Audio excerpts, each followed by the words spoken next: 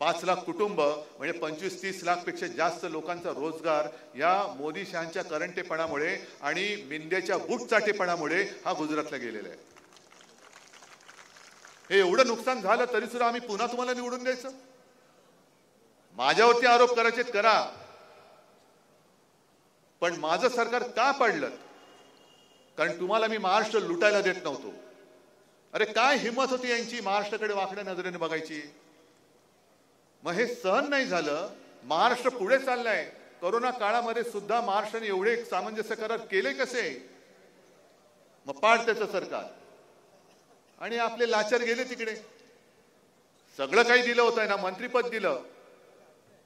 अगदी 2012 नंतर मी गर्वाने नाही म्हणणार, पण जे खरं ते सांगतो की मी या दाढीवाल्याला मंत्री केला नसता तर त्याच्या आयुष्यात कधीतरी मंत्र्याची खुर्ची दिसली असती? याच्या मुलाला घरातनं उचलून बोल्यावरती चढवला नसता तर हा कधीतरी खासदार झाला असता? मग एवढं सगळं देऊन सुद्धा जो आपल्यावरती वार करतोय आणि महाराष्ट्र विकून दिल्लीची चाकरी करतोय, तो पुढची तयारी कसली करत असेल याचा विचार करा. नाही, त्याच्याबद्दल मला काही हे नाही. उलट मला अभिमान आहे की एका साध्या माणसाला आपण वरती नेला. हे मला अभिमान आहे. पण त्यांना हे माहिती नाही की ते मोठे होऊन गेलेले आहेत, पण ज्यांनी मोठं केले ती लोक माझ्यासोबतच आहेत ना. तुला जसा कोणी मोठा केला तसंच तुला छोटा पण आम्ही करू शकतो. आणि मग पत्रकार जे मला विचारतात की तुम्हाला काय वाटतं लोकसभेमध्ये जे घडलं ते वातावरण अजून आहे का? म्हटलं तसं नाही हो वातावरण. हा मग काय? म्हटलं त्याच्याहून चांगलं आहे. त्याच्याहूनही चांगलं आहे.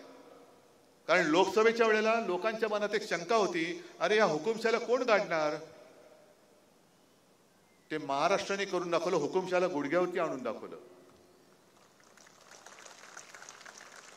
हुकुमशाला गुडघ्यावरती आणलं आहे. काही ठिकाणी आपण कमी पडलो, जरूर पडलो, पण आता महाराष्ट्रामध्ये एक आत्मविश्वास आलेला आहे. अरे आम्ही लोकसभेला तुला गुडघ्यावरती आणलेलं आहे. या गद्दारांना आता आम्ही पाताळात गाडल्याशिवाय राहणार नाही आणि गाडू शकतो.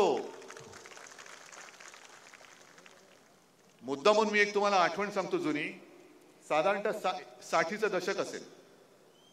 काँग्रेसचे एक नेते होते सका पाटील, त्यांना सदोबा म्हणायचे. SK पाटील मुंबईचे 3 वेळा महापौर झाले होते. एक बडं प्रस्थ होतं.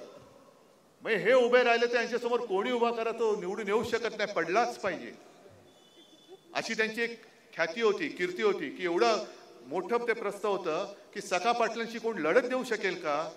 पाडणं तर सोडाच. पण तेव्हा एक फाटका माणूस उभा राहिला आणि त्यांनी एकच घोषणा दिली, आपण यांना पाडू शकतो. आणि आश्चर्याची गोष्ट म्हणजे त्या फाटक्या माणसाने सका पाटलांचा पराभव केला आणि त्या फाटक्या माणसाचं नाव होतं जॉर्ज फर्नांडिस. नंतर ते मोठे नेते झाले. पण तेव्हा एक साधे युनियन लीडर होते. हा एवढा टग्या माणूस उभा आहे, त्याच्यासमोर साधा युनियनचा पुढारी हा काय निवडणूक लढेल? पण त्यांनी करून दाखवलं.